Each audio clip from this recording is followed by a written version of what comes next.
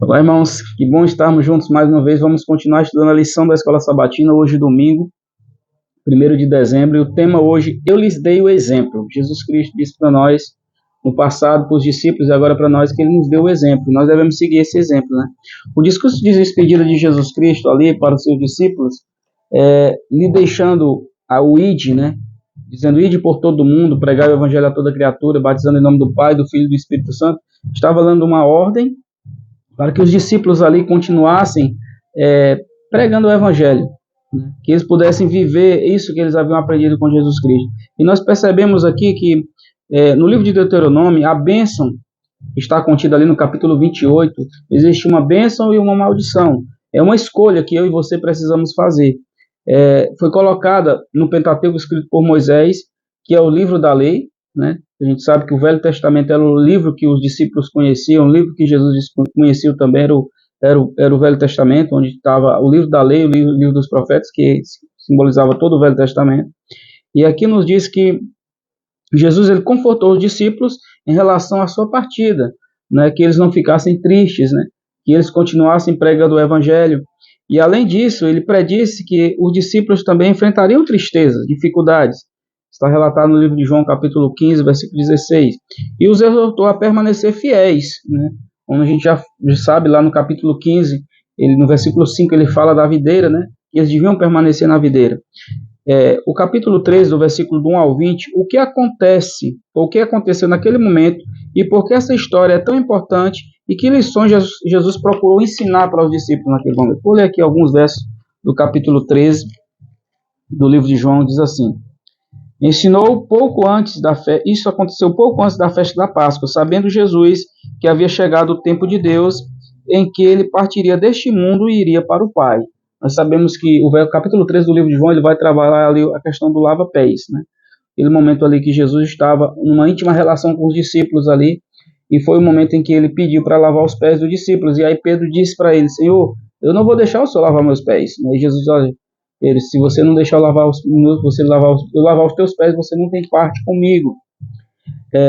Aqui no versículo 3 diz assim, sabendo Jesus que o Pai lhe outorga poder sobre tudo o que existe, e que viera de Deus e estava retornando para Deus, levantou-se da mesa, tirou a capa e colocou uma toalha em volta da cintura, e em seguida derramou água em uma bacia e começou a lavar os pés dos seus discípulos e a enxugá-los com a toalha que estava em sua cintura. Aproximou-se então Simão Pedro, como eu já falei aqui no versículo 6, e disse que Jesus não ia lavar os seus pés.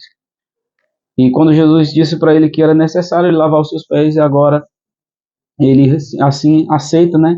E ele lava os pés de todos os discípulos. Eu acredito que inclusive dos de Judas também. Na época de Jesus, as pessoas geralmente andavam com uma sandália de couro ou então descalças, né? E os pés ficavam muito empoeirados por causa da região ali que eles viviam, né? E geralmente quando eles adentravam numa casa, eles precisavam lavar-se para poder adentrar nessa casa. E nós lembramos daquela história, daquele momento ali quando Jesus estava na casa de Simão, né? E a mulher pecadora ali adentrou, a gente fala, Jesus no diálogo com eles, fala que Jesus, ao chegar ali, não foi dado a oportunidade nem de lavar os pés. Para surpresa de todos, o próprio Jesus se levantou da ceia e lavou os pés deles. Isso foi algo que impactou os discípulos, porque um mestre fazer isso, né, não era algo muito comum. No capítulo 13, versículo 4 e 5, como nós já lemos, descreve as ações de Jesus passo a passo, o que Jesus fez nesse momento. Esse momento é narrado em detalhes, né? O que Jesus fez, amarrou a toalha, pegou a bacia, colocou a água e foi saindo lavando os pés de cada um dos discípulos. Em João 13, do 8 ao 11, vamos ler esses versos também, diz assim, disse-lhe Pedro, Senhor, jamais me lavará os pés, ao que Jesus lhe advertiu, se eu não lavar os teus pés, tu não terás parte comigo.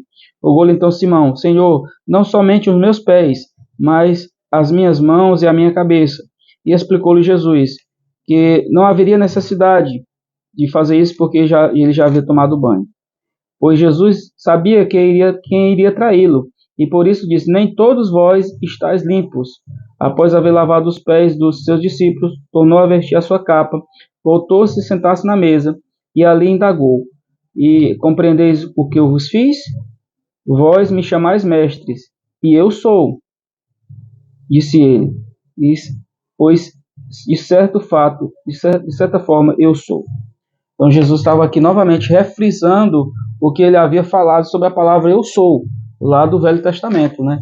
Do livro do Pentateuco, onde nos encontros que ele fez com Moisés, com Josué e com outras pessoas, onde ele reafirmava que Deus falando eu sou, né? Inclusive naquele momento onde onde houve o momento das pragas, né?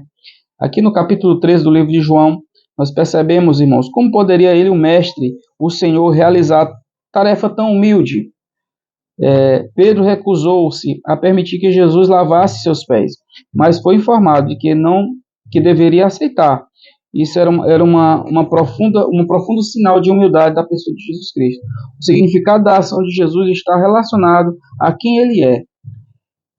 Em João 13, Cristo afirma que ele, o mestre, o Senhor, era Deus. Era assim que os discípulos deveriam chamar, e ele confirmou essa realidade.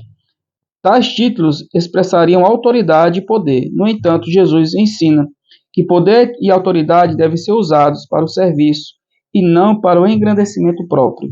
Seguindo o exemplo de Jesus, nós também devemos não nos engrandecer em meio a determinadas situações da nossa vida. Se nós tivermos uma posição elevada, a nossa atitude deve ser sempre de humildade. E Jesus demonstrou isso para nós, e por isso hoje nós continuamos fazendo o ritual do lava-pés, como um sinal de humildade também, onde todos os membros da igreja, independente da função, lavam os pés, mostrando o que Jesus nos ensinou. Eu espero que eu e você possamos a cada dia sermos humildes, porque Jesus mesmo nos diz lá no Mateus, no capítulo 5, 6 e 7, no Sermão da Montanha, onde ele diz para nós: bem-aventurados os humildes, porque deles é o reino do céu. Se eu e você não nos tornarmos humildes, nós dificilmente entraremos no céu.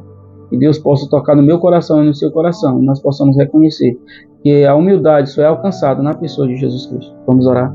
Senhor, nosso Deus e nosso Pai, nos ajuda, Senhor, a cada dia a reconhecermos que para nós sermos verdadeiros cidadãos dos céus, nós precisamos ser humildes.